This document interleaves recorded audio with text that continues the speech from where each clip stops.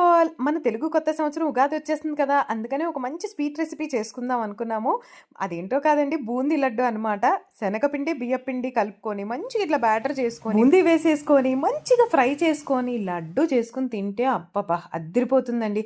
మా వాళ్ళు పాకం పట్టే లోపల నేనైతే కొంచెం వర్క్ ప్రెషర్‌ని తగ్గించడానికి చల్లగా ఇట్లాగా చాలా బాగుంది. వాటర్ మెలన్ ఐస్ క్రీమ్ అయితే ట్రై చేశానండి.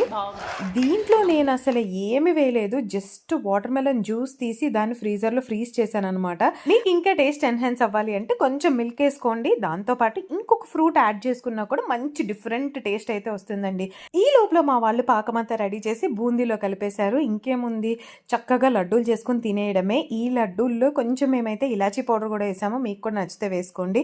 టేస్ట్ మాత్రం నెక్స్ట్ లెవెల్ అండి. అద్దిరిపోయింది.